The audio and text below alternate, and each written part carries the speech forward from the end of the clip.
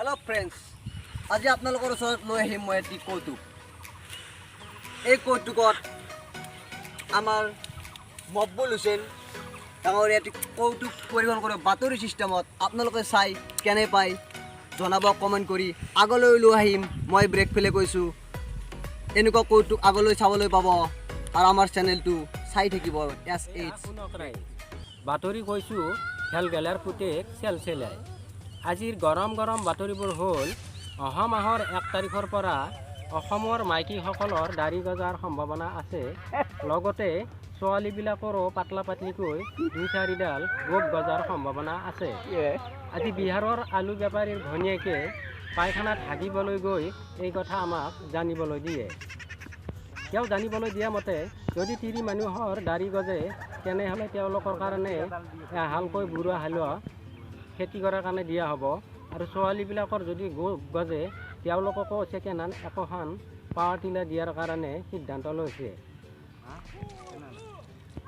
ভূটানৰ এজন ছাগাল বেপাৰীয়ে অসমৰ প্ৰত্যেকজন পুৰুষক 5 বছৰকৈ বয়স বৃদ্ধি কৰি দিয়াৰ সিদ্ধান্ত লৈছে, আৰু মহিলাসকলক 5.5 বছৰকৈ আয়ুস বঢ়াই দিয়াৰো সিদ্ধান্ত লৈছে।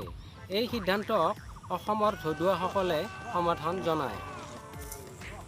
অসমৰ গেলা খোৱা লোকসকলৰ বাবে এটি সুখবৰ। পায়খানাৰ চকৰ মহম্মদ আলাউদ্দিন বসুমতাৰী নামৰ ভাঙা চিঙা বেপাৰী এজনে আৰু ঠেলামাৰা গাঁৱৰ ধুলন্ধৰ কলিতা নামৰ লোক এজনে অসমৰ প্ৰত্যেকখন গাঁৱে গাঁৱে একোটা চুলাই মদৰ কোম্পানী স্থাপন কৰি দিয়াৰ সিদ্ধান্ত লৈছে। তেওঁলোকে আমাক জনোৱা মতে কোম্পানীটো আৰম্ভ কৰাৰ প্ৰায় 5 বছৰমান বিনামূল্যতে যোনে যিমান গেলা খাব ইচ্ছা কৰে খাব পাৰিব। আৰু তেওঁলোকে কৈছে যে যিসকলে গেলা খোৱাৰ ইচ্ছা কৰিছে তেওঁলোকে আমাৰ এই কোম্পানীত যোগাযোগ কৰাৰো আহ্বান জনাইছে। এই ফুটনিমাৰা গাঁৱৰ সুন্দৰীমালা নামৰ মহিলা এজনীৰ হাঁহৰ চানা এযোৰ আৰু মুৰ্গীৰ পোৱালি এটা হেৰায়। তেওঁ আমাক জনোৱা মতে মুৰ্গীৰ পোৱালি আৰু হাঁহৰ চানা বিক্ৰী কৰি বিহুৰ এযোৰ বেনাৰসী শাৰী লোৱাৰ আশা কৰিছিল।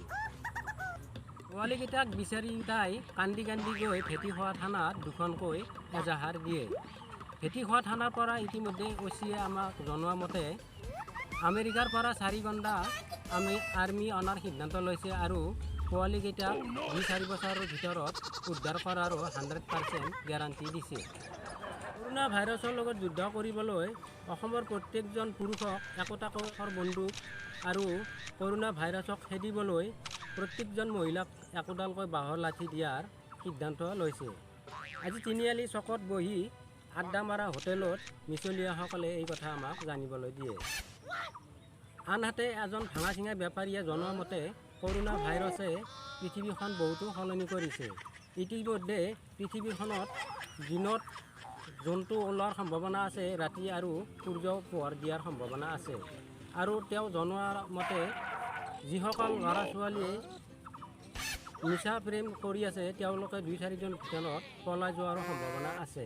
খবৰ ব্ৰহ্মপুত্ৰ দলঙৰ তলত চলি থকা জুৱা খেল এখনত খাৰখোৱা গাঁৱৰ ধুলন্ধৰ কলিতা নামৰ ঘৈণীয়েকজনৰ চেণ্ডেল একযোৰ বিক্ৰী হয়, আৰু ঢাকনামাৰা গাঁৱৰ ফাংফুং কলিতা নামৰ মানুহ এজনৰ কুকুৰৰ পোৱালি 2টা বিক্ৰী হয়। বতৰ বিজ্ঞান কেন্দ্ৰই জনাই দিয়া মতে অহা 24 ঘণ্টাত অসমত ধাৰাসাৰ বৰষুণ হোৱাৰ সম্ভাৱনা আছে, আৰু লগতে 2-4 বস্তা পুঠি আৰু খলিহনা মাছো পৰাৰ সম্ভাৱনা আছে। আমাক এজন ভাঙা চিঙা বেপাৰীয়ে জনোৱা মতে তেওঁ প্ৰত্যেকখন গাঁৱে গাঁৱে একোখনকৈ মাছ ধৰাৰ কাৰণে পুঠি লাঙি জাল দিয়াৰো সিদ্ধান্ত লৈছে। আজিৰ দিনটোৰ তাপমাত্ৰা আছিল এনেধৰণৰ: পুৰুষৰ বাবে আছিল 100 ডিগ্ৰী আৰু মহিলাৰ বাবে আছিল 120 ডিগ্ৰী চেলচিয়াছ। বাতৰি আজিলৈ ইমানতে শেষ হ'ল। নমস্কাৰ। চাই আপোনালোকে কেনে পালে আমাক জনাব, লগতে ছাবস্ক্ৰাইব